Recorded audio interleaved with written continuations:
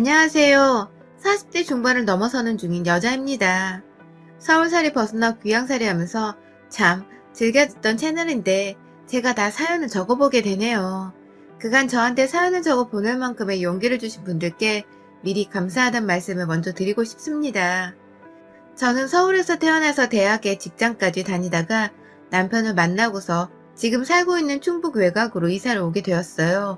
다름 아니라 저희 남편이 하는 일이 도시에서 살 필요가 없는 것이었고 애초에 전원생활을 결혼 초부터 꿈꾸었던 남편이 무슨 이유에서인지 둘째가 초등학교에 입학하기 전에 새롭게 시작을 하자면서 이사를 계획해버렸어요.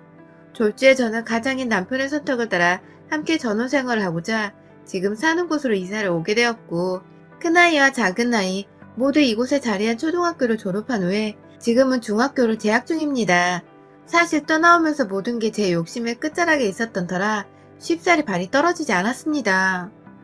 내가 왜 서울을 벗어나 살아야 하냐면서 남편을 붙잡고 진지하게 다시 생각을 해보자면서 집까지 다 구해놓고서 가기 싫다고 때를 쓴 적도 있었습니다. 서울에 친구들이며 친정이며 다 자리를 잡고 살고 있는데 나 혼자 갑자기 어린 나이도 아닌 때 변화를 맞이해야 한다는 것이 생각보다 힘든 일이었어요. 그리고 무엇보다 가장 이사하는 걸 싫어하는 이유는 다름 아닌 시아버지 때문이었습니다. 남편의 말로는 이사를 가게 되면 전원주택에 살게 되는데 마당도 넓고 뒤에 산도 큼지막히 있고 시아버지께서 살기 참 좋으실 거라면서 모시고 살자는 말을 굉장히 많이 했어요. 저는 당연히 애가 둘이나 있는 와중에 시아버지까지 모셔야 하는 거냐면서 싫은 내색을 보였습니다. 제가 결혼할 때 손해를 보고 결혼한 것도 아니고 저 돌이 할 만큼 돈 쥐고서 결혼을 했으며 남편은 정작 저희 부모님께 안부 인사도 잘 안 드리고 잘 찾아가지도 않으면서 저한테는 대뜸 모시고 살면 안 되냐고 하는 것 자체가 참 모순이고 이해하기 힘들었거든요. 그럴 거면 우리 부모님도 모시고 살자며 저는 정말로 남편 앞에서 땡깡도 부려봤습니다. 결국 말빨이 안 먹혀 지금 사는 곳으로 이사도 왔고 시아버지도 모시고 살고 있지만 말입니다. 시아버지와 함께 산 지 7년 정도가 된 것 같은데 생각해보면 정말 수없이 많은 일들이 있었습니다. 하나하나 다 나열을 하더니 정말 제가 이 인생을 한 서너 번은 더 산 것처럼 어마무시하게 생각이 나네요. 일단 처음 합가를 하면서 시아버지는 동네 할머니들을 아주 다 뿌리고 다녔습니다. 어떻게 그럴 수 있냐고요? 우리 시아버지는 그럴 수 있더라고요. 이미 진작에 시어머니 되는 분은 남편이 어릴 때 집을 나갔고 그 바람에 남편은 엄마 없이 아빠 손에 자라났지만 시아버지는 그리 좋은 아빠는 아니었어요. 애초에 와이프가 있을 때부터 바람을 하나도 피우고 다녀서 시어머니의 오만정을 다 떨어뜨려 놓아 결국 어머님이 다른 남자를 만나 집을 나간 거라고 하더라고요. 남편은 자신이 아버지를 닮으면 어떡하나 싶어서 결혼을 아예 하고 싶지 않다는 생각도 오래도록 해왔다고 해요. 저의 뭐가 마음에 들어서 그 생각을 고쳐먹은지는 모르겠지만 남편은 저마저도 우려했던 것과는 달리 참 가정적이고 전원생활 시작하면서는 더더욱 가정에 충실히 임하는 남자였습니다. 아무튼 그렇게 조강지쳐 떠나보낸 시아버지는 저희와 합가를 하기 전까지는 시댁되는 경기도에 살고 있었는데 그 동네의 노인정에서도 아주 유명했다고 해요. 그냥 아무 생각이 없었다고 말은 하지만 제 생각에는 다 의도적이었다는 합리적인 의심이 들 정도였습니다. 그냥 집 나간 와이프 닮았다면서 할머니 한 분과 꽁냥꽁냥 하다가 그 집 자식들과 인사를 나누게 되었는데 저희 아버지께서 정상적인 교제를 언급하지도 않은 상태에서 할머니에게 스킨십을 해버리는 바람에 자식들이 아주 노발대발하면서 쌍욕을 퍼붓고 아버님을 쫓아낸 적도 있었고요. 그때 아버님은 뭐 그리 억울한지 저희 남편한테 전화가 와서는 너도 내 자식이니 여기 와서 저것도 홍근육을 내줘라 라면 소란을 피우셨고 결국 그 할머니 자식 되는 분 한 명의 전화가 와서는 자초지정을 설명하고 저희 아버님 욕을 실컷 하시다가 끊으셨어요. 남편은 졸지에 아버님 때문에 얼굴 한번 못 본 사람한테서 욕을 바가지로 먹어버린 날이었습니다. 그것 말고도 아버님은 집에 혼자 살면서 주기적으로 여자를 데려왔어요. 아버님이 저를 거의 종부리듯 대하시는 분이신지라 제가 여러 번 아버님 코를 받고 반찬이 다 떨어졌다고 하시면 반찬을 싸들고 가기도 했으며 쌀이 떨어졌다고 하면 서울에서 쌀을 주문해다가 아버님 집으로 배송까지 하고는 제가 직접 또 찾아가서 그 쌀들을 쌀통에 담아드리기까지 했었는데요. 그렇게 갈 때마다 화장실에는 칫솔이 2개 있다거나 안방 바닥에 여자용 양말이나 속옷이 있는 등 참 언급하기 민망한 흔적들을 제가 좀 봤었습니다. 남편한테는 남편이 상처를 받을까봐 절대로 말을 전하진 않았지만 제가 참 우리 시아버지 보기가 껄끄러워질 정도로 많았어요. 뭐 싱글이신데 뭐가 문제냐고 하실 수도 있겠지만 아직 집 나간 시어머니랑 호적 정리도 안 되었고 그렇게 여자 문제로 자식과 엄마를 생리발시키더니 나이를 그렇게 처먹고도 여자가 좋을까 싶었거든요. 그냥 한심하고 참 생각 없이 사는 사람이란 느낌을 받았었죠. 그럼에도 제가 시아버지와 트러블이 잘 없었던 이유는 첫째, 제가 오로지 시아버지가 필요에 의해서 심부름을 시키고자 저를 부를 때만 찾았기 때문에 그 일을 잘 끝내고 나면 저는 벼랑 간의 대화도 잘 없이 집으로 오곤 했습니다. 둘째, 그럼에도 불구하고 제가 며느리니까 시아버지한테 먼저 안부 연락도 자주 드렸고 생활비여서 제가 알아서 시아버지 용돈까지 챙겨드렸는데요. 시아버지는 그때마다 고맙다는 티를 많이 내셨어요. 저와 단둘이 있었다 보니 저하고 어색하고 싶지 않아 그런 것일 수도 있겠다 싶긴 했습니다. 그래도 무슨 이유에서인지 저한테 고맙다는 감정 표현을 확실하게 해주셨기 때문에 제가 굳이 섭섭함을 느낄 일은 없었어요. 심부름을 자꾸만 시키려 전화가 와서 짜증이 나고 귀찮았던 적이 정말 많았지만 말입니다. 그렇게 살던 저희가 한 집에서 살았던 지난 수년간 정말 많은 트러블이 많았습니다. 이유는 단 하나, 시아버지께서 똑같이 저를 종부리듯 심부름이고 뭐고 이것저것 다 시키기는 한데 절대로 고맙다거나 웃어 보이는 등의 감사 표현을 하지 않았기 때문입니다. 본격적인 신데렐라로 임명을 한 사람 마냥 저한테 뭘 시켜야 되고 일하는 사람 취급하는 것을 아주 당연하게 생각을 하고 행동하기 시작했습니다. 그러다가 2년 전 코로나가 터지기 전에 마을의 젊은 사람들이 직접 돈을 모으고 건축 설계까지 다 후원을 해서 노인정 하나를 무료로 차려드리게 되었는데요. 거기에 할머니 할아버지들이 모이기 시작하면서 아버님의 저를 부려먹는 행위는 더 노골적으로 심해졌습니다.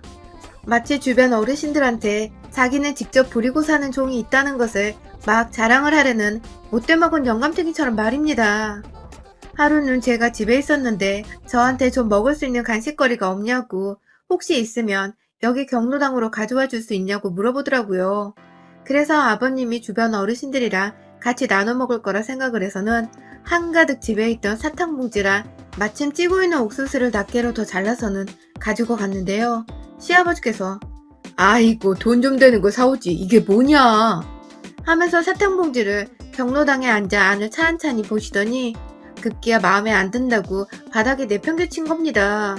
근데 저는 그 순간 분명히 보았어요. 시아버지가 저를 혼내느라 정신이 없는 게 아니라 주변의 다른 할머니 할아버지들이 자신을 얼마나 쳐다보고 있나 싶어서 눈알을 막 굴리면서 주변 사람들 표정을 살펴보더라고요. 그리고는 이내 며느놈이 시아버지 시키는 대로 안 하고 하면서 혼을 또 내시는데 이 할방구가 어디 마음에 드는 할머니라도 있어서 또래 친구들 앞에서 센 척을 하고 있는 거구나 싶었습니다. 적어도 제가 아는 시아버지라면 그러고도 남았습니다. 문제는 이딴 식으로 저를 하찮은 사람 취급해야 되는 걸 시아버지는 더욱 교묘하게 즐겨가면서 하기 시작했다는 것입니다. 거의 매일이다시피 집이 아닌 경로당에 출근하셨던 시아버지는 갈 때마다 뭘 그리 잘 보이고 싶었는지 손에는 애초에 자신이 준비한 간식들, 예를 들면 고구마나 약과 그리고 과일 같은 거를 꼭 챙겨서 나가셨습니다. 다만 문제는 시아버지의 눈치를 보니 경로당에서 할머니들께 인기를 잘 얻지 못하고 계신 듯 했습니다. 그놈의 할방구 혹은 그 영감탱이라고 부르시는 한 할아버님이 경로당 내에서 파워가 아주 막강한 건지 경로당에서 자기 뜻대로 뭐가 안 되는 듯이 신경질을 많이 부렸거든요. 그리고 동시에 저를 꼭 경로당으로 불러내서는 자신의 힘과 권력, 한 집안의 가장 큰 어른으로 대접받고 살고 있다는 것을 모두에게 보여주고 싶기라도 한다는 듯이 아주 큰 목소리로 저에게 이를 강요하고 혼을 내셨습니다. 갑자기 뜬금없이 점심 준비를 하고 있는데 전화가 와서는 너 내가 하라는 거 했냐? 하면서 뭘 시켰다는 듯이 물어보길래 제가 뭘요? 라고 물어보면 속이 답답해서 죽겠다는 식으로 야, 너 시아버지가 말하는데 왜 자꾸 말대답이야? 라고 하면서 급기야 저는 상황 파악도 못하고 있던 와중이었는데 저를 계속해서 혼을 내는 바람에 급기야 제가 귀 따갑다고 그냥 일방적으로 전화를 끊어버리고 말았습니다. 전화를 끊고 나서도 한참을 이게 도대체 무슨 일인가 싶어서 고민을 하고 심장이 벌렁거리고 아주 두려움의 연속이었어요. 아니나 다를까 조금 있다가 집으로 나타난 시아버지는 너는 왜 전화를 먼저 끊니? 라고 하면서 아까와는 달리 차분한 목소리로 기분이 나쁜 티를 내긴 하셨지만 그 표정이 참 그랬습니다. 시아버지한테 이런 표현은 웃기지만 나를 일부러 또래 어르신들 앞에서 혼내면서 자기 길을 챙기려고 무대포식으로 혼을 냈다는 걸 제가 눈치껏 파악이 되었는데 집에 와서 민망하다며 괜히 전화를 끊은 걸 가지고 화를 내는 시아버지가 정말 짜증이 왕창 났습니다. 내가 얼마나 만만하게 보이면 자기 길을 세우려고 함부로 말하고 화를 내도 되는 대상으로 본 건지 두고두고 씹어주고 싶었는데 이거 참 며느리가 시아버지랑 대판 싸울 수도 없는 노릇이고 말이죠. 그러다가 코로나가 터지면서 마을 자체에도 경로당 모임을 금지시켜버린 바람에 동네에 있던 할머니, 할아버지들이 모일 수 있는 공간 하나 없이 동네를 거의 떠돌아다니면서 1년을 보내게 되었습니다.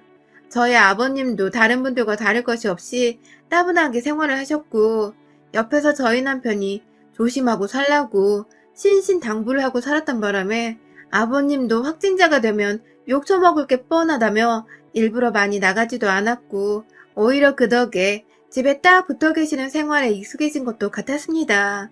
그런데 올 초 얼마 지나지도 않았어요. 1월 말에 시아버지께서 갑자기 건의할 게 있다면서 동네 이장되는 젊은 분을 찾아가서 경로당을 열어달라고 아주 큰 소리를 냈다고 하더라고요.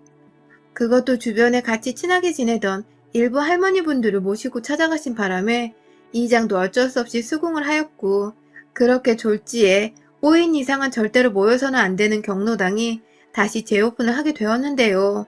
그 바람에 저를 포함해 일부 젊은 분들이 어르신을 대신해서 경로당 청소를 해주겠다고 다 같이 주말에 걸레 들고 찾아가서 대청소를 하기까지 했습니다. 그런데 그렇게 경로당에 나가기 시작한 어르신들이 5명 인원 제한을 그냥 단번에 무시를 해버리시고 첫날부터 총 12분이 모이셨습니다. 정말 젊은 사람들 입장에서는 식겁을 할 일이었죠. 이러다 동네 경로당에서 만약에 코로나 환자가 우르르 발생하면 이 동네 자체가 완전히 코로나 발병 동네로 소문이라도 나버리면 어쩌냐면서 그제서야 가족들이 자기 어르신들을 집으로 데려가기 바빴고 저희 부부도 그중 하나였습니다. 그런데요. 아휴 참 그놈의 고집이 이 시골 마을에 내려와서 어찌나 세졌는지 조심히 모셔가는 제 등짝을 갑자기 후려치시더니 감히 여자 주제에 시아버지 등을 붙잡고 집으로 쫓아내듯 데려가려 해? 이 싸가지 없는 것 같으니 하면서 주변 할머니 할아버지 들으라고 막 더 큰 소리를 내면서 의시대는데 저는 다른 집 며느리들과 일부 젊은 분들 앞에서 아주 개쪽을 당했죠. 요즘 세상에도 여자란 이유로 시아버지한테 큰 소리 한번 내지 못하고 저렇게 욕 처먹고 망신당하는 며느리가 있나 싶었을 겁니다. 다들 저를 그렇게 바라보는 게 맞는 건지 눈에는 아주 불쌍하고 애처롭다는 듯한 표정이 다 담겨 있었죠. 겨우 남편이 시아버지를 진정시켜서 집으로 데려온 그날 저는 밤새도록 잠을 제대로 자지도 못하고 뜬 눈으로 지새웠어요. 네네 우리 시아버지는 나를 알기를 왜 저렇게 우습게 하실까 싶어서 마음을 졸였고 다음날 아버님 얼굴을 어떻게 아무렇지 않게 다시 마주볼 수 있을까 싶어서 머릿속이 새하얘져 갔어요. 하지만 남편조차 시아버지가 왜 저러는지 모르겠다고 저를 걱정하며 미안해 죽으려 하는데 우리 집에서 지금 평화를 깨고 있는 단 한 사람인 시아버지의 행동만 똑바로 교정시키면 문제가 해결될 거란 생각이 들었습니다. 저요? 그 다음날 동네에 있는 할머니들만 불러 모아서는 경로당에 모이시도록 했습니다. 누가 우리 시아버지의 마음을 사로잡은 건지는 모르겠으나 할머니들을 경로당에 모아놓고 나니 벌써 5명이 꽉 찼더라고요. 비밀리에 모였던 만큼 혹여나 누가 안에 있는 사람들을 보지 않을까 신경이 쓰였는데 다행히 다들 집에 갇혀 계신 건지 나머지 어르신들은 보이지 않았습니다. 그리고 저는 이내 우리 시아버지를 경로당에 부르고는 안으로 들어오는 아버님을 피해 조용히 뒷문으로 나갔어요. 저 때문에 경로당에 온 아버님은 제가 아닌 애프장한 할머님들이 하나도 아닌 5이나 모여있고 자기만 사내란 것을 파악하곤 입이 귀에 걸려서 아주 그냥 좋아 죽겠다면서 어쩐 일이요 다들 하면서 안부를 묻더군요. 어제는 집으로 잘 들어갔냐면서 요즘 것들은 어른들을 공경할 줄 모른다면서 전날에 어르신들을 모시고 집으로 돌아간 젊은 동네 사람들을 죄다 욕하던 시아버지는 급기야 가장 마음에 들어 하신 분이신지 어느 할머님의 옆에 꼭 앉아서는 아주 자연스럽게 그 할머님의 다리 위에 손을 올리셨습니다. 할머님이 다리를 한쪽만 올린 채 앉아 계셨는데 오른쪽 허벅지 위에 손을 올리고는 만지작거리시며 슬쩍슬쩍 바라보더라고요. 제 눈에 할머니는 굉장히 불편해 보이셨고요. 아무래도 저한테 승질 부리고 지랄을 떨었던 모습에 시아버지를 싫어하게 되신 걸 수도 있었고 혹은 정말로 이성으로 관심이 없는 사람인데 본인을 터치하고 관심을 일방적으로 표출하니 부담스러웠던 것일 수도 있었다는 생각이 들었습니다. 저는 한참 기다리다가 기다려도 저를 까마득히 잊은 채 할머님들과 놀고 있는 아버님을 뒤로 한 채 동네에 있는 나머지 남자 어른들을 다 불러 모았어요. 경로당에 할머니들과 아버님 혼자만 즐거운 시간을 보내고 계신데 나머지 어르신들은 다 어디 계신 거냐며 연락을 드리니 정말 귀신같이 하나둘 집에 계시다가 경로당으로 뛰어오시는 게 아니겠어요? 하나 둘 안에 도착하신 할아버지들은 왜 니만 여기 있는겨? 하면서 죄 없이 불려온 저희 시아버지께 따져 묻기 시작했고 급기야 우리 시아버지가 좋아라 하는 할머님을 함께 짝사랑하고 있는 건지 웬 할아버지께서 그 손 치워 새끼야! 하며 저희 시아버지를 그냥 발로 뻥 차버렸어요. 너무 순식간에 일어난 일이라 뒤에서 늦게 들어오는 할아버지들이 아이고 그만요 라고 말리는데 이미 말리는 할아버지들도 자기들을 빼놓고 저희 시아버지가 혼자서 여자들을 불러 놀았다고 생각을 하는지 막 기분 나빠하는 티를 팍팍 내셨습니다. 급기야 일부 할머니를 포함한 할아버지들까지 저희 시아버지한테는 그냥 나가라는 말을 던지셨고 시아버지가 입이 삐쭉 튀어나와서는 끝까지 센 척을 하며 니들 나 함부로 대하지 말어 라고 하는데 제가 뚜둥 하고 경로당 안으로 입장했습니다. 저를 보자마자 역시나 시아버지는 저한테 화풀이를 하시겠다는 마음과 더불어 기죽은 자신의 이미지를 되살리고자 소리부터 질러댔어요. 야 이년아 네가 오라고 한 거 아니야. 라면서 막 삿대질을 하는데 제가 가만히 있지 않았죠. 어머 제가 언제요 아버님 이라면서 모르는 소리라는 듯 다른 어른들을 보면서 모르겠다는 표정을 지었고 이내 시아버지는 저게 헛소리를 짓거리는 거예요 지금? 이라면서 달려들려 하니 옆에 계시던 점잖고 키가 큰 어느 할아버님께서 아예 나가라고 저희 시아버지를 확 그냥 잡아 끌어다가 경로당 밖으로 쫓아내버리셨습니다. 아버님은 계속해서 주둥이가 튀어나온 채로 궁시렁거리며 이미지 관리하신다고 덤비지도 못하면서 입만 나불거리고 있었고 옆에서 저한테 너 무슨 꿍꿍이야? 라고 소리를 지르는데 제가 딱 표정을 받고 말했죠. 저 할방구 집안에서는 찍소리도 못하고 사는 찌질이 주제에 경로당만 오면 저 난리시네 하면서 주변 할머니 할아버지들께 치매가 의심되고 있어요. 소란 피우게 해드려서 죄송합니다 하면서 양해를 구하고는 막 시아버지를 붙잡아 집에 가려 하니 뒤에서 저희 시아버지를 걷어찬 그분과 경로당에서 쫓아내버린 그분이 두 분이서 함께 우리가 함께 할게 하며 저희 시아버지를 질질 끌고 집으로 가주시더라고요. 아마도 아픈 사람을 며느리 혼자 집으로 끌고 간다는 게 힘들 것이라 생각을 해서 도와주는 듯 했습니다. 그 바람에 할아버지는 나 치매 아냐 이 새끼들아 하면서 끝까지 집에 안 가겠다고 발버둥치고 난리를 피웠으나 나머지 할아버지 두 분께서 워낙 저희 아버님은 꽉 붙들어 맨 채 집으로 끌고 가주셔서 저는 힘 한번 쓰지 않고 시아버지를 아주 그냥 말 안 통하는 치매 환자로 둔갑시켰습니다. 그날 후 시아버지는 쪽팔려서 어딜 나갈 수가 없다며 집안에만 갇혀 지내다가 또 오해를 풀어야겠다면서 저 몰래 경로당에 가기도 했는데 그날 할아버지들한테 다시 잡혀서는 집에 오셨어요. 뒤에서 심지어 저희 아버님이 관심을 표했던 그 할머님은 성질이 고약해서 치매에 걸려도 저런가 봐 라면서 찌찌거리시다가 돌아가셨고 결국 시아버지는 이 생에서 그 경로당을 다시 가긴 글렀다며 방 안에 알아 누워버렸습니다. 남편은 오히려 시아버지가 잠잠해졌다면서 동네 사람들이 뭐라 생각하던 우리만 치매 환자 아닌 거 알면 된다고 만족해 했고, 그런 남편을 보면서 저도 제가 잘한 짓이구나 싶어서 더더욱 만족하고 또 속 시원해 했습니다. 졸지에 치매 환자 되어 밖에도 못 나가는 시아버지는 이제 저한테 무슨 말을 잘못했다간 죽은 사람 취급을 당할 수도 있겠다 싶으셨는지 아무 쓴소리를 못하시곤 그냥 입을 꾹 다물어 버리셨습니다. 그 덕에 저희는 전원 생활을 시작한 지 수년 만에 드디어 침묵과 자연의 소리를 더 가까이에서 귀 기울여 들여보며 진정한 전원 생활을 즐겨가고 있는 중이고요. 여러분의 생각은 댓글로 남겨주세요. 오늘도 시청해주셔서 정말 감사합니다. 안녕하세요. 30대 중반의 돌진한 아이를 키우고 있는 직장맘입니다. 얼마 전 아이돌이 지나면서 그간 제가 벼르고 벼르왔던 시모와의 관계를 완전히 청산한 사연을 여러분께 시원한 사이다 한 방 날려드리기 위해 들려드리겠습니다. 추운 겨울에 시원한 사이다에서 죄송해요. 하지만 마음만은 아주 뜨끈뜨끈 불타오르실 겁니다. 저는 3년 정도 소개팅으로 만나 연애를 하던 남편과 1년 반 전에 결혼을 했습니다. 둘 다 직장인이고 남편의 경우 회사에서 야근을 하는 정도가 너무 심해서 제가 사실 연애하는 그 2년 동안 진짜로 이 남자랑 결혼을 해도 되는 건지 하는 개인적인 고민을 참 많이 했습니다. 남편에게 실제로 일만 많이 하는 남자는 오히려 부담스럽고 싫다는 의사를 여러 번 내비치기도 했었고, 그럴 때면 자기도 일하느라 힘들어 죽겠다면서 어쩔 수 없는 일이라는 듯이 제게 이해해달라고 애원하고 매달리는 남편을 매몰차게 거절하고 헤어질 수가 없었습니다. 저도 회사를 다니니 옆에서 상사가 일을 더 하고 야근을 밥 먹듯이 하는 회사면 직원은 자연스레 그 분위기를 따라가게 되잖아요. 남편 또한 주변 환경에 의해서 어쩔 수 없이 일을 더 하는 것이었기에 당장에는 헤어지기보다 이 사람을 더 이해하려 시간을 많이 가졌어요.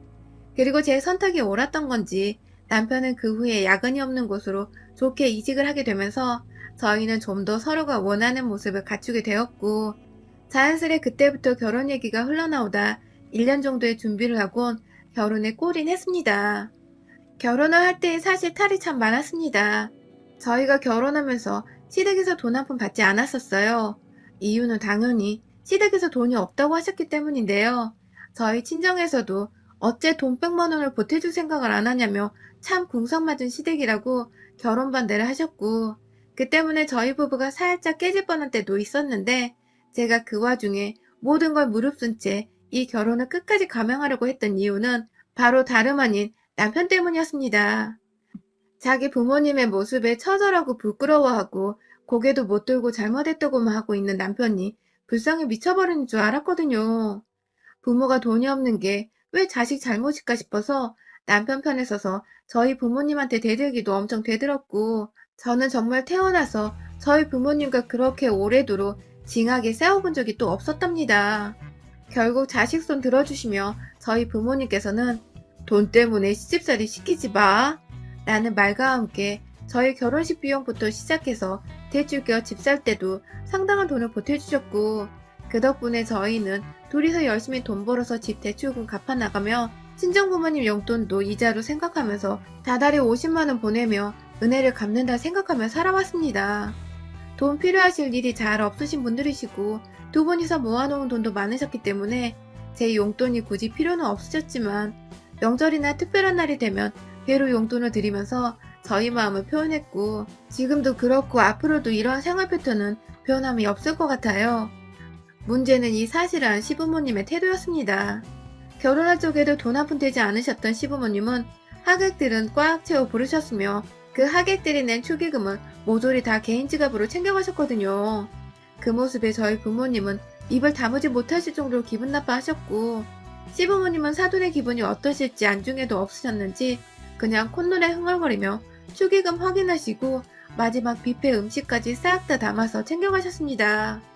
오죽했으면 제 옆에서 결혼식 끝까지 붙어서 도와주고 있던 제 친구가 시집가는 친구한테 "너 이 결혼 정말 진심이야?" 라며 혀를 내둘렀을 정도였다니까요. 그 바람에 친구 앞에서 자신 없다며 눈물 한번 쏟을 뻔하다가 친구가 겨우 어르고 달래 마스카라 번질 일은 없었네요. 아무튼 그 정도로 돈에 대한 자존심도 없으시고 마냥 없다고 거지 근성을 아무렇지 않게 내뱉으시던 저희 시부모님은 결혼식장을 시작으로 지난 결혼생활 내내 돈 가지고 아우성이었어요. 친정에서 지불을 해준 거나 다름없다면서 대출금에 대한 개념도 없는 와중에 이 집 팔고 시골에 저택 안에 짓고 살자 면서 본인들을 당장 모시고 살라고 한 3달 정도를 저한테 닥달한다고 전화를 하셨던 분들입니다.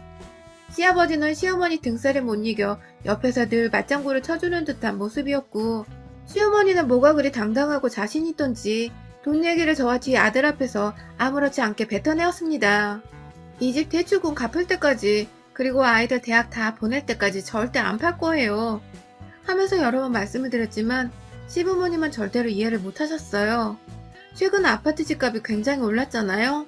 사실 저희가 이 집을 살 때도 경제적으로 풍족한 것은 아니었지만 부동산에 관심이 많으신 저희 어머니가 경매로 구하게 된 시가보다 저렴한 집이었거든요. 그렇게 대출 끼고 겨우 아파트 입성을 했는데 만약 시어머니 말대로 이 집 팔고 시골에 저택을 지었으면 완전히 빚지는 꼴이었을 거라 생각을 하니 더더욱 아찔했습니다. 그런데 시어머니는 당장 같이 내 저택에서 사는 상상을 하기에만 바쁘셨어요. 집 사준다고 합가한다고 한 적도 없는데 혼자서 김치국 퍼마시더니 결국 남편이 제대로 나서서 제발 좀 부끄러운 줄 알고 조용히 계세요 라는 한마디를 했다는 이유에 자존심이 퍽 상했는지 그 얘기는 쏙 들어가 버렸습니다. 물론 가끔 아파트 끼고 살면 뭐하냐며 당장이라도 팔라는 소리를 해대긴 했지만 저랑 남편이 철저히 무시를 했기 때문에 더 이상의 불필요한 대화는 하지 않았습니다. 그렇게 따로 잘 살다가 제가 임신을 하게 되면서 다시 시어머니의 간섭 비슷한 게 시작되었습니다. 이번에는 자기 아들 핏줄이니까 자신에게도 잔소리하고 간섭할 권한이 있다고 생각을 하는 듯 했습니다. 그런데 그 간섭하는 방식이 아주 참신하다 못해 희한했습니다. 뱃속 태아가 건강하게 잘 자랄 수 있도록 기도를 올릴 테니 돈을 달라고 하는 거 물론이고 아들이 태어날 수 있도록 유용한 점쟁이한테 부적을 받아오겠다면서 돈 500만 원을 요구하기도 했습니다.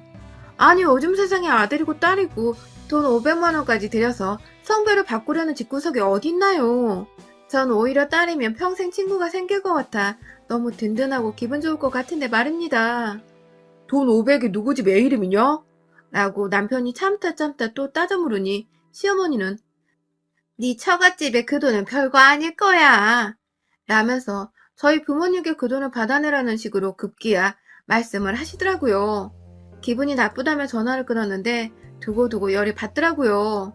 우리 부모님한테 결혼식 비용에 집 사는 비용도 다 받아놓고서 기껏 애 생겼다니까 한다는 말이 진심 어린 덕담이 아닌 기도하겠다고 돈을 달라니. 또라이 같은 시어머니 썰을 제가 이 채널을 초창기부터 구독해왔던지라 참 많이 듣고도 살았지만 우리 시어머니도 만만치 않게 신박하다고 생각을 했습니다. 애기 막달이 되었을 때에도 여기저기 저희 친정 부모님은 말할 것도 없고 주변 친구들 오바해서 사돈의 팔촌까지 저희에게 순상 기원한다는 축하의 말을 보내주고 크고 작은 선물들부터 중고 물품까지 정말 많이 챙겨줬어요. 그런데 그때까지도 시부모님은 어째 두 분이 쌍으로 번갈아 가면서 한 번은 애가 건강하게 태어나길 바란다는 덕담 한 번 안 하더라고요. 급기야 그간 남편이 시부모님께 부모님이니까 혼자 재량으로 다달이 20만원씩 보내고 있었는데 실수로 장인장모께 아파트 사주신 것도 있고 결혼 준비부터 비용을 싹 다 지불해 주셨기 때문에 용돈을 더 드리고 있다는 말을 했다가 제대로 꼬투리가 잡혀서는 그날 시어머니 시아버님이 저한테 번갈아 연락이 와서는 네가 왜 내 아들 돈을 네 부모한테 갖다 바치니? 라면서 아주 신랄하게 욕을 먹었습니다. 남편은 남편대로 저한테 미안해 죽으려 하고 저를 대신해서 시부모님께 집 구해준 감사로 이자를 생각하며 자발적으로 보내는 돈을 왜 엄마 아빠가 난리야 라면서 막달인 산모한테 지금껏 안부 한 번 없더니 또 돈 때문에 연락을 해서 욕을 퍼부어? 라면서 너무하다며 울부짖었고 부모가 창피해 죽겠다는 남편을 대신해 제가 대신 저희 애 낳고도 절대로 연락하지 마세요 라는 한마디를 던지곤 전화를 끊었습니다. 저도 이렇게 말을 하기까지 절대로 속 편한 게 아니었고 옆에서 여전히 고개를 숙이고 있는 남편을 보기가 누구보다 미안하고 힘들었습니다. 하지만 막달인 와중에 시부모님은 특히 시어머님 입에서 튀어나오는 돈 얘기만 들으면 제가 진짜 진절머리나 미쳐버릴 것만 같았습니다. 얘한테 좋은 것도 아니었고 스트레스로 얘가 잘못되기라도 할까봐 그게 더 걱정이었어요. 저는 엄마니까 제 뱃속 얘기를 먼저 생각하는 게 맞다는 결론을 낸 것이었죠. 남편도 잘했다고 미안하다고 몇 번이나 저를 다독여줬고요. 그렇게 또 한동안 잊고 잘 지내는가 싶었는데 결국 불안불안하던 시어머니가 일을 치고야 말았습니다.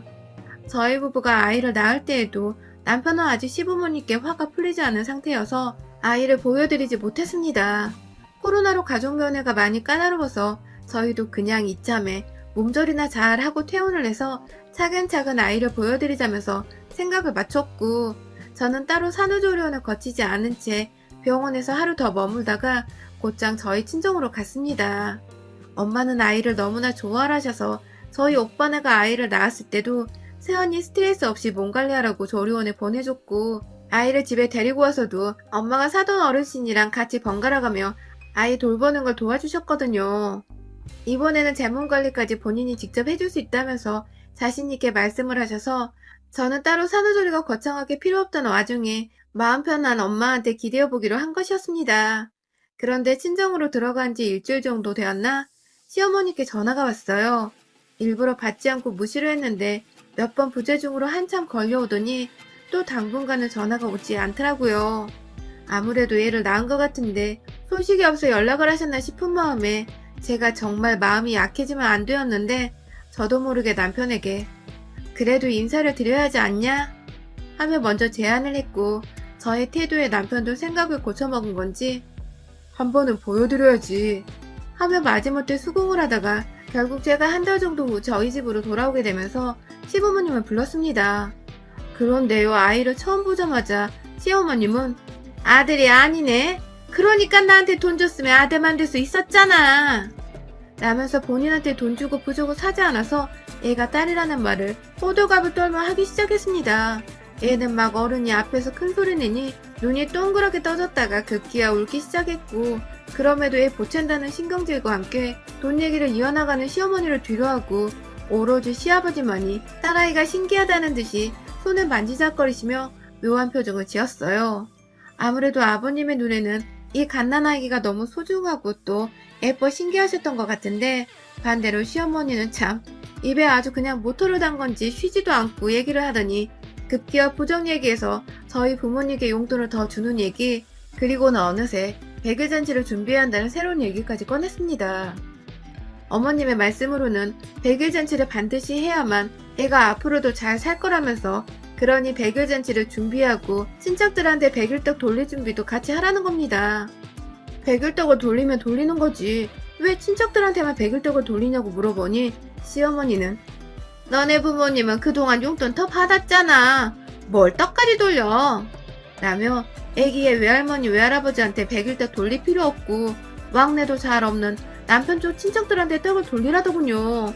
아주 그냥 만날 때마다 신박한 기술이를 싸지르는 시어머니가 이쯤 되면 별에서 온 외계인 뭐 그 정도 되는가 싶어서 한숨도 나오질 않았습니다. 그냥 어이없이 헛웃음이 나와버리고 말았죠. 또다시 시작된 돈 얘기에 100일 잔치를 준비하지 않으면 넌 정말 시어머니를 개새끼만 또 못하게 생각하고 있는 거라면서 애들을 앞세워 강요를 하기 시작하는 시어머니는 급기야 반드시 자신이 주는 명단의 사람들을 다 초대할 수 있을 만한 큼지막한 100일 잔치를 하라고 하더군요. 시어머니 한 사람이 생각하는 인원만 무려 50명 가까이 되었습니다. 아주 그냥 며느리 돈으로 지 주변에 굶어 죽고 있는 불우이웃을 다 데려다가 잔치밥을 먹일 생각이었나 보더군요. 남편은 기가 막히다는 듯이 듣고 있고 시어머니는 네 엄마 아빠한테 해달라고 해. 그 돈은 돈도 아니잖아. 하면서 자꾸만 애만 저희 부모님의 돈을 주제넘게 언급했습니다. 급기야 니들한테 돈 주고 돈 받고 돈으로 니들 환심 사서 우리랑 얘기도 못하게 하는 거 아니야?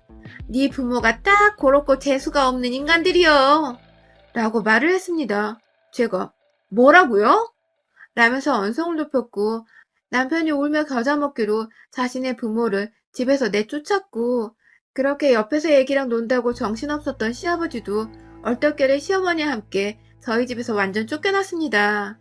일부러 자고 가려 했는지 옷가방까지 챙겨서는 저녁 시간에 오셨던 시부모님은 결국 자신의 주둥이 때문에 잠은커녕 저녁도 못 먹고 까만 밤중에 추위를 견디며 집에 돌아가게 되었죠. 그리고 더 큰 문제는 곧이어 연달아 터졌습니다. 시엄마가 집으로 돌아가는 길에 분했는지 저희 친정엄마한테 전화를 하신 겁니다. 다짜고짜 전화가 오는 사돈의 전화를 받은 저희 엄마 귀에다가 시어머니는 쌍놈들이 돈만 많아가지고 자식 철륜 끊게 만들어? 라면서 니들 것들 노망나면 벽이 아니라 돈에 똥칠하고 늙어 죽으라고 내가 기도할 거야. 라고 하셨다더군요. 그 밖에 입에 담을 수 없는 말들을 미친 듯이 뱉어내시고는 정확히 확 죽어버려 이것들아 라는 말과 함께 전화를 끊으셨다네요. 그 전화로 엄마는 엄마대로 상처를 받아 난리가 났고 옆에서 전화를 들은 저희 친정아버지가 무엇보다 노발대발 난리가 나기 시작하셨습니다. 그 밤중에 저희 아버지는 저희 부부를 씩씩거리며 시댁으로 불러내셨고 말씀으로는 네 시부모 죽이러 간다? 라고 말씀을 하셔서 저랑 남편이 정말 허겁지겁 시댁으로 갔습니다.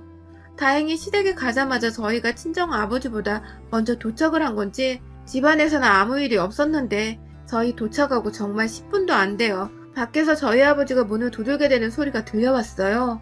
제가 먼저 나가 아버지를 달래려고 했지만 아버지는 내 마누라한테 죽으라고 한 년 나와! 나와!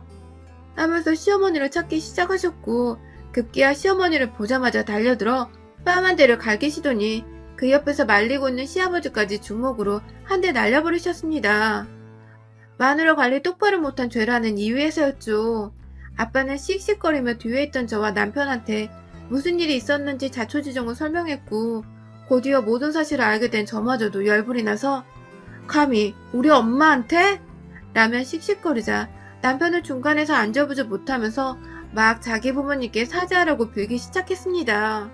그 와중에 아빠가 시어머니를 향해 당장 내 마누라한테 가서 무릎 꿇고 사과해. 안 그럼 내 손에 뒤진다.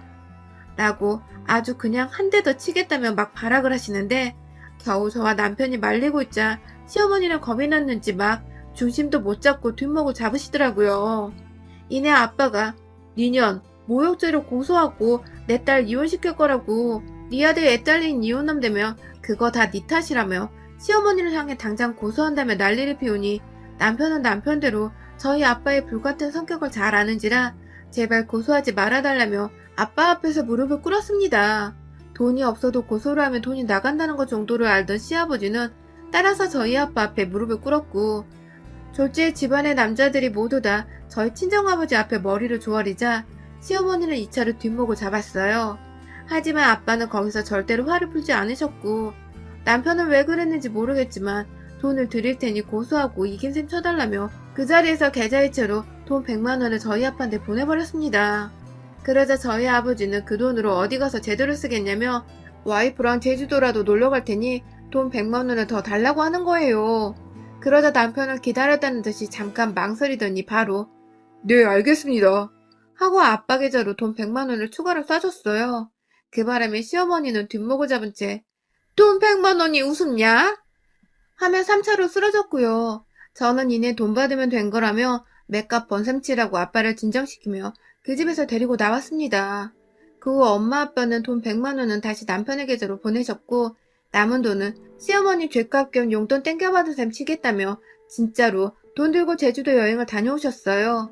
문제는 제주도 여행 가는 비행기 안에서부터 돌아오는 여정까지 죄다 하루에도 수십 장씩 카카오 스토리에 도배를 해놓으신 바람에 아주 저까지 다 민망할 정도였고 결국 그 꼬라지에 배가 아팠는지 시어머니는 몇 번이고 연락이 와서는 진짜로 내 아들 돈 들고 제주도 간 거야? 이것들 미친 것들 아니야? 라며 승질을 내시다가 다시금 내가 잘못했다. 그러니 그 200만 원은 다시 우리 아들한테 돌려주라고 좋게 말해주면 안 되겠니? 라고 또 자존심 구겨가며 말을 하더니 급기야 제가 왜요? 이미 호텔에서 브런치 먹고 호텔 온천이라 여행 다니시며 그 돈을 벌써 다 썼는데 라고 말을 하니 한참 답장이 없다가 결국 스스로 카카오톡을 탈퇴했습니다. 저는 그날부터 철저하게 시어머니를 사람 취급 안 하며 무시하고 지내는 중이고요. 카카오톡을 탈퇴해서 문자로만 주고받을 수 있는데 그마저도 저한테는 안 좋을 것 같아서 현재 차단을 해놓은 상태입니다. 마지막으로 문자를 해와서는 애가 보고 싶단 개소리를 짓거리시길래 우리 엄마한테 싸가지 없게 군녀는 상담 안 한다? 라는 한 문장 남겨놓고 차단시켰어요. 덕분에 아예 전화로도 말 한마디 주고받을 수 없는 관계가 되어버렸고요.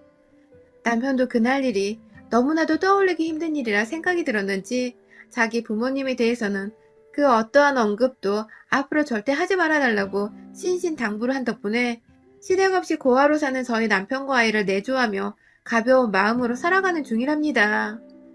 돈으로 찌질한 것은 진작부터 알고 있었지만 이 정도로 사람들이 자존심 없이 그리고 개념 없이 말을 뱉어내는 사람일 줄은 감히 상상을 못했습니다. 웬 신박한 소리만 짓거리는 시어머니에게 늘 제대로 된 복수를 못해주고 또 욕 한 번 해준 적이 없어서 속에 남고 분했었는데 이번에 우리 아빠 손에 뺨 따고 얻어맞은 것도 모자라 지 자식과 남편이 머리까지 조아리는 모습을 봤으니 게다가 그렇게 돈돈거리더니 아들의 돈 200만 원을 툭 가져가 버리는 모습을 코앞에서 봤으니 얼마나 혈압이 올랐을지 감히 상상도 안 되네요. 아이고 꼬셔라. 여러분의 생각은 댓글로 남겨주세요. 오늘도 시청해주셔서 정말 감사합니다. 안녕하세요. 먼저 제 소개를 하자면 내년에 40 되는 주부입니다. 8살짜리 딸아이 하나를 키우고 있고 현재 시어머니를 모시고 사느라 다니던 직장을 그만두고 전업으로 뛰어들었습니다. 그렇게 된 지 어느덧 10개월이 다 되어가고 있습니다. 저희가 갑작스럽게 홀 시어머니를 모시게 된 것에는 다름 아닌 코로나 때문이었습니다. 코로나로 요양병원, 그리고 요양병원 안에서 대량으로 확진자들이 발생하는 일이 생겨나기 시작했을 때부터 그 안에 어머니를 잠시 모셔두고 있었던 저희 남편은 무척이나 어머니의 상태를 걱정하고 또 우려했는데요. 설상가상으로 면회를 가는 것조차 쉽지 않고 심지어 코로나가 심각해져 가는 이유로 외부인 출입금지 방침까지 생겨버린 바람에 남편은 거의 울며 겨자 먹기로 제게 부탁을 했었습니다. 건강이 좋지 않으시고 연로하신 시어머니를 그냥 집으로 확 데려와 버리고 싶다면서 생활비를 더 올려줄 테니 제가 지금의 직장을 그만두고서 집에서 주부로만 사는 게 어떻겠냐고 말이죠. 당시 초등학교에 입학하지 않았던 어린 딸아이까지 들먹이면서 딸이 학교를 가면 엄마를 더 필요로 하게 될 텐데 곁에 있어주는 게 어떻겠냐고 참 설득되게 말을 하는데 전 솔직히 마냥 거절을 할 이유가 없었습니다. 당시 저는 밑에서 치고 올라오는 회사 후배들에게 정말 치이는 중이었고 개인 용무와 회사 업무를 전혀 구별하지 못하고 나이 40이나 먹은 저한테 아무렇지 않게 심부름을 시키는 한 살 많은 여상사한테서 정말 이갈리도록 마음의 상처를 쌓고 있던 중이었거든요. 진절머리가 났음에도 불구하고 남편 혼자 돈을 벌어오면 나중에 딸아이가 대학을 갈 때쯤까지 우리가 과연 돈을 잘 모을 수 있을까 싶었던 마음에 이 악물고 다니고 있었던 중이었는데 남편이 시어머니를 언급하면서 일을 그만두라고 하고 생활비도 더 준다고 하니 마냥 반갑고 속 시원한 제안은 아니었지만 그걸 받아들였습니다. 남편 돈이 내 돈이고 내 돈이 남편 돈이 살림살이해서 내 생활비를 더 얹어주겠다는 소리는 돈이 더 나간다는 소리로밖에 들리지 않았지만 약간은 쉬고 싶었던 생각이 더 컸던 것 같습니다. 그렇게 코로나 시국에 밖에 잘 나가지도 않고 집안에서 평소처럼 집순이 생활을 하며 시어머니와 딸아이와 함께 살았습니다. 제가 요리하는 걸 좋아하는 사람이었는데 일을 그만두고 나니 집안에서 청소랑 요리 말고는 할 게 없다며 더 노력하며 집중해서 맛있는 요리를 유튜브로 많이 배워나갔고 그걸 먹는 아이도 엄마가 집에 있어 맛있는 음식을 먹을 수 있는 것이라며 참 행복하고 즐거워했습니다. 처음 저희 집에 오시고 나서 시어머니도 상당히 편하게 생각을 하셨습니다. 요양병원에서는 맨 병원식 밥에다가 늘 보는 아픈 사람들 옆에 있으면서 나는 버려진 거라 생각을 한 줄 알았다는 말씀까지 하시면서 아들 집에 들어온 것이 너무 행복하단 가슴 아픈 소리도 하셨고요. 무엇보다 자신이 집으로 들어올 수 있게 일도 그만두고 또 허락을 해준 것이 고맙다며 며느리인 저한테 처음 한 달 동안은 네가 정말 어질구나 라면서 무척이나 예뻐라 하셨습니다. 밥을 먹다가도 제 손을 꼭 잡고 고맙다고 해주셨고 TV를 보다가도 껄껄 웃다가 그 상황 자체가 너무 좋으셨는지 저를 지그시 바라보며 네 덕이다 라며 웃어 보이곤 하셨어요. 딱 한 달 동안만요. 무슨 계기로 인해서 시어머니가 살짝 아니 아주 많이 본 모습을 드러내신지는 잘 모르겠습니다. 제가 성격이 둔한 것도 있어 간파를 잘 못한 것도 같아요. 사실 그 한 달 동안 시어머니께서는 살짝 밖을 자주 돌아다니고 싶어 하셨습니다. 기껏 병원에서 나와서 집에 와 살고 있는 자신이 왜 집에만 있어야 하는지를 이해하지 못하고 계신 듯 했어요. 저희는 다른 것도 아닌 코로나 때문에 집이 더 안전할 것이라고 생각하여 모셔온 것이었는데 시어머니는 마냥 본인의 상태가 좋아진 상황에서 보낼 곳이 따로 없으니 저희 집으로 데려온 것이라고 생각을 하시나 보더라고요. 처음에 저한테 마냥 고마워하시더니 점점 제가 어머님 위험해서 안 돼요 하면서 외출하시는 것을 긋고 말리고 반대하자 슬슬 분노가 쌓였던 것 같더라고요. 그걸 한 달 내내 제 앞에서 전혀 티를 내지 않으셔서 저는 정말 까마득히 몰랐습니다. 생각보다 우리가 잘 지내고 있다고 생각을 했고 생각보다 제 말에 고분고분 수긍하시며 외출을 하려다가도 도로 거실에 앉으시는 어머님 모습에 딱히 그 속마음에 문제가 있을 것이라고 생각도 못했네요.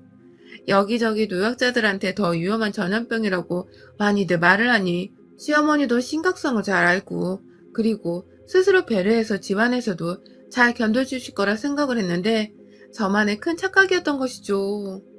처음 한 달 이후는 이전처럼 고맙다는 표현을 살갑게 하진 않으셨습니다. 그냥 한 20년 같이 산 가족인 것 마냥 익숙하게 마주해서는 밥을 먹고 TV를 보고 각자 시간이 필요하면 자기 방에 들어가셔서 한동안 안 나오기도 하셨고 정말 보통의 다른 집들처럼 저희도 지루하게만 코로나 시대를 집에서 보냈어요. 가끔 제가 장 보러 갈 땐 시어머니가 하도 답답해 하시는 모습이 보여서 어머님을 일부러 모시고 가기도 했었는데 지금 생각해보니 그때도 여러 번 시어머니가 저 따돌리고 다른 층에 가셨다가 제가 겨우 찾아내서 집에 모셔온 적이 있었습니다. 이제 와서 따져보면 그게 다 어디 가고 싶으셔서 그랬던 것 같은데 제 눈엔 너무 철없고 순간 길 잃은 치매 환자이신가 싶을 정도로 상황을 심각하게 보고서 허겁지겁 병원까지 갔었던 적도 있었습니다. 저한테 통 뭐가 불편하면 불편하다 말씀을 안 하시고 그런데 또 제 말은 상당히 고분하게 듣던 분이시라 뒤에서 꿍꿍이가 있는 줄도 몰랐어요. 단순하게 감정이 틀어지고 혹은 저한테 익숙해져서 그런 거라고 생각을 했는데 예기치도 못한 곳에서 제가 시어머니와 만행을 일각에 파악하게 되었어요. 그날도 평소처럼 아침에 일어나 저와 비슷한 시각에 눈을 뜬 아이의 밥부터 먹이고서 시어머니 드릴 밥을 새로 짓고 있었습니다. 남편은 아침을 잘 안 먹는 사람이라 제가 굳이 차려줄 필요는 없었고요. 그런데 밥을 골고루 덮어서 어머니 것 하나 제 것 하나 식탁에 딱 놓으면 시어머니가 저 뒤돌아본 사이에 자신의 밥그릇과 제 밥그릇을 교환하시더라고요. 들키지 않게 아주 재빨리 말입니다. 저나 시어머니나 아침에 졸린 눈으로 밥을 하고 펐던 거라서 제가 굳이 정량을 따질 것도 없었는데 시어머니의 눈에는 제 것이 더 많고 탐나 보였나 보더라고요. 전 또 둔하고 이걸 처음에 눈치를 채지 못하고서 한동안 시어머니께 밥을 잘 퍼주기도 했고 어쩔 땐 제가 별로 배가 고프지 않아서 밥을 살짝만 담은 적이 있었는데 꾹꾹 눌러서 배로 더 담아낸 시어머니의 밥그릇보다 그게 좀 더 커 보였더니 시어머니가 그걸 또 바꾸시다가 저랑 눈이 딱 마주친 겁니다. 그때 저는 단순히 어머님이 밥을 덜 드시려고 하시는가 보다 하면서 별말 하지 않았는데 그 후에도 제가 곁눈질로 보는 식탁 옆 냉장고 표면에 비치는 시어머니의 행동을 보며 그리고 시어머니가 무조건 밥이 더 많아 보이는 밥그릇을 자꾸만 챙겨간다는 것을 눈치채고는 슬슬 저도 먹는 거 가지고 쪼잔하게 군다는 생각이 들어버렸죠. 밥이야 밥솥안에 얼마든지 많이 있으니까 더 먹고 싶으면 퍼다 드시면 되는 걸 텐데 굳이 기껏 드시라고 정성스레 그릇에 퍼다 드렸는데도 믿지 못하겠다는 듯이 제 그릇과 바꿔가는 게 그리 좋아 보이진 않았습니다. 이게 밥 한 그릇만 가지고 그러는 거면 어떻게 이해는 하겠는데 밥뿐만 아니라 국그릇도 늘 바꿔 가셨고요. 혹여나 제가 독이라도 탄주라는 건지 본인 국그릇이 더 실한데도 불구하고 꼭 그렇게 제 것과 바꾸시더라고요. 그리고도 제가 여름에 덥다고 아이스크림 봉지 안에 든 새거 하나를 건네드린 적이 있는데 제가 건넨 걸 봤더니 한참 드시질 않다가 저희 딸내미 거를 반강제적으로 바꿔가셔서는 애가 저한테 할머니랑 똑같은 맛으로 바꿔달라며 손에 든 걸 가져온 적도 있었고요. 제가 타드리는 커피는 물론이고 차 한 잔까지 생각이 없다고 안 마시더니 꼭 그로부터 몇 시간 지나지 않아서 누가 부엌에서 딸그락거리고 있어 나가보면 시어머니는 커피 생각에 차 생각이 났다면서 도구를 꺼내고 계셨습니다. 이런 일들이 너무 사소한 것부터 하나하나 생겨나니 저도 슬슬 제가 무슨 독타는 예비 살인자가 되어버린 것 같아서 기분이 굉장히 더럽고 불쾌했습니다. 꼭 먹는 것으로 이러니까 신경이 거슬릴 수밖에 없었고 가끔 다 같이 저녁 식사를 하는 와중에도 남편이랑 딸내미가 보는 앞에서 시어머니가 이짓거리를 하면서 저의 밥 국그릇을 자기 것과 바꾸시는 바람에 남편은 급기야 자기 없는 사이에 무슨 일이 있었냐면서 저를 오해하는 듯 물어보기도 했어요. 자기 말로는 어머님이 아무 이유도 없이 저러지는 않을 거라고 하는데 그 말을 듣자마자 제가 진짜 열불이 나서 남편이랑 둘이서 침대에 누워있다가 이 자식 옆구리를 발로 차서 침대에서 떨어뜨린 적도 있었습니다. 아무리 믿을 게 없어서 음식에 이상한 거 집어넣은 줄 아는 시어머니의 말을 믿는 거냐고. 너는 내가 그 정도 상식 밖의 짓을 하는 여자로 보이냐면서 엄청 화를 내니까 그제서야 남편도 아차 싶었는지 떨어진 침대 밑에서 빌면서 잘못했다고 하더라고요. 확 그때 다시 시어머니를 요양병원으로 보내든지 정신병원으로 보내든지 둘 중 하나를 하라고 말을 확실하게 했어야 했는데 정말 두고두고 열이 뻗치더군요. 더 웃겼던 건 그 후에 저희가 다 같이 치킨을 사 먹은 적이 있었는데 제가 손을 대는 치킨 주변으로는 시어머니가 극구 경계를 하면서 그 반대편에 있는 치킨을 집어먹는 겁니다. 제 눈에 그게 또 다 보였어요. 저도 짜증이 이빠이 나서는 일부러 치킨 하나를 집어주면서 시어머니께 어머님 날개 좋아하시니 이거 드세요. 그거 저 주시고요. 라고 말을 했습니다. 그러자 시어머니는 너 먹어. 라는 퉁명스러운 말 한마디를 뱉더니 날개가 아까워 죽겠네. 라면서 아쉬움을 감추지 못하며 치킨을 마저 드셨습니다. 참나. 겨우 며느리 손이 잡혔다고 날개를 아까워할 정도라니. 저 할망구가 도대체 머릿속에 뭘 감추고 있는 건가 싶어서 참 속이 터졌죠. 제가 단순히 외출을 못하게 한 건 코로나로부터 걸릴 수 있는 위험으로부터의 최소한의 노출을 하자는 의도였는데 그게 그냥 자기 속 터져 죽이려고 하는 짓인 줄 아셨는지 그 후로는 어떻게든 자신을 병원에 다시 보내려고 하는 것 같다며 저희 사소한 음식부터 행동 하나하나를 의심하고 경계했어요. 심지어 며느리 주는 건 입에 모래를 퍼부어도 안 먹는다. 라면서 다 같이 밥 먹다가 남편이 그만 좀 하라고 하소연을 하니 딱 그 말씀을 하시곤 밥도 안 먹겠다며 방 안에 들어가 버리셨어요. 그리고 방 안에서 돌아가신 시아버지를 목 놓아 부르시며 아이고 차라리 죽어야지. 이건 뭐 조선시대 중궁전도 아니고 하시더군요. 그러니까 본인이 중전이라는 말인 것 같고 제가 그 중전 독살하려 자꾸 독탄 음식을 먹이는 후궁 뭐 그 정도 된다는 뜻인 것 같았습니다. 그래서 제가 진짜 중궁전에서 목숨 위협받는 중전이 어찌 사는지를 똑똑히 보여드리고자 결심을 했습니다. 하루는 그냥 아침에 밥을 차리질 않았어요. 제가 아무것도 안 하고 있자 어머님이 배가 고팠는지 얼렁뚱땅 나와서 밥 안 하니 너? 하고 물어보시더라고요. 배가 정 고프시면 직접 만들어 먹어도 될 텐데 말이죠. 그래서 제가 마지못해 나와 차려드렸습니다. 그런데 이번에도 저 보란 듯이 이제는 더 이상 몰래 하지 않고 제 앞에서 본인의 밥그릇과 국그릇을 죄다 제 것과 바꾸시더라고요. 하지만 이번에 전 어떠한 불편한 심기도 끼쳐드리지 않은 채 가만히 있었습니다.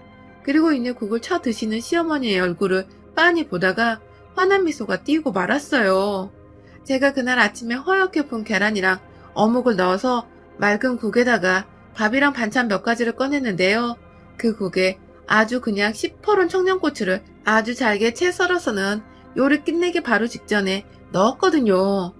그렇게 되면 고추의 매운맛이 국물에 다 스며들지 않아서 오히려 그 알싸하고 매워 죽겠는 고추 맛이 두드러지게 나는데 시어머니는 그걸 모른 채 그냥 국그릇을 바꾸자마자 한 숟가락 뜨셨다가 아주 그냥 매워 죽겠다면서 밥상 위에서 아이고 고리야 하면서 일어나서는 냉장고를 뒤져 냉수를 들이부었습니다. 그리고 이내 매운맛이 다 가시질 않았다면서 도로 화장실에 들어가서 어푸 하면서 입을 헹구셨어요. 그날은 시작에 불과했습니다. 그날 점심때도 아예 딸내미용 밥만 따로 만들고는 어머니와 제가 먹을 볶음밥을 함께 만들어 먹었습니다. 제가 그간 매운 걸 너무너무 좋아를 했음에도 불구하고 아이가 있고 시어머니까지 합가를 하는 바람에 참고 살았는데 시어머니 행동을 똑바로 고쳐주겠다면서 아주 그냥 매운 소스를 마음껏 사용했어요. 시중에 파는 핵불닭 소스를 볶음밥 안쪽에 가득 버무린 후에 위에는 아이 주려고 소스를 볶지 않은 볶음밥을 아주 이불 덮듯이 얇게 깔아줬는데요. 그 바람에 뭘 몰랐던 시어머니는 또다시 제 밥그릇이랑 한번 바꾸고 난 뒤에 숟가락을 아주 깊게 떠서는 볶음밥을 드셨는데 아이고 이번에도 아유 이게 사람 밥이냐? 하면서 씹다가 일단 넘기긴 넘겼는데 그 바람에 더 매워버려서는 눈에 눈물 가득 고여서 화장실로 또 뛰쳐가더라고요. 한참 입을 헹구고 나서야 한다는 말이 너 왜 자꾸 매운 걸 주는겨? 라고 제게 소리를 치셨는데 저는 당당히 말했습니다. 어머님이 제 밥그릇 바꿔 가셔놓고 왜 이제 와서 불평이에요? 라고 말이죠. 시어머니는 말 한마디 제대로 못하시고 꿍한 채 아침도 제대로 안 드셨는데 점심도 제대로 먹지 못하고는 그대로 방에 들어가셨습니다.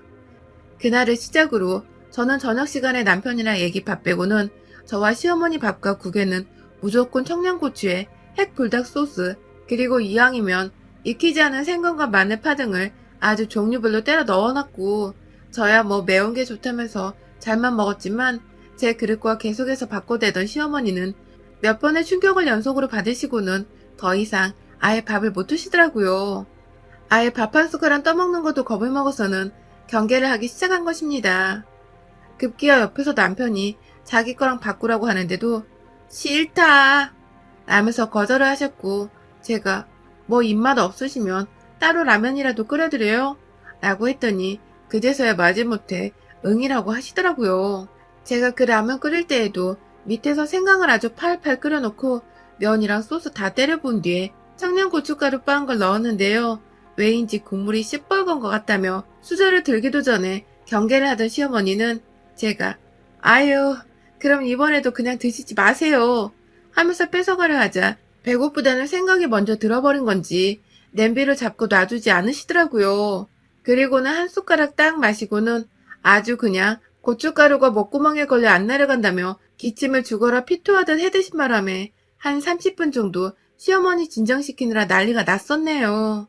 그 와중에 시어머니는 다 제가 의도적으로 그랬던 것을 알고 있기라도 한다는 듯이 저를 빤히 쳐다보며 눈물을 글썽글썽 하시는데 아주 정말 꼬셨습니다. 그리고 다음날 저는 이번엔 다른 계획을 세웠어요. 오로지 어머니 밥만 매운 거 잔뜩 들어간 만신창이 개밥으로 만들어 놓기로 한 것이었죠. 제 밥은 제가 먹고 싶은 대로 아주 정성적으로 만들어내었고 시어머니는 식사 시간에 맞춰서 식탁에 앉으셨는데 이번에는 한참 생각이 잠기시더니 전날 제대로 당했던 것이 생각나셨는지 저와의 밥그릇을 바꾸지 않으시더라고요.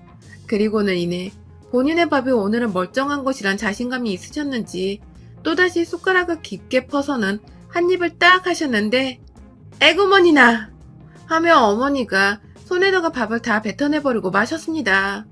이번엔 제가 굴소스에 전분가루 묻혀 약간 덮밥식으로 만들어놨는데 시어머니 소스에 들어가는 것에는 청양고추를 갈아서 집어넣어놨거든요.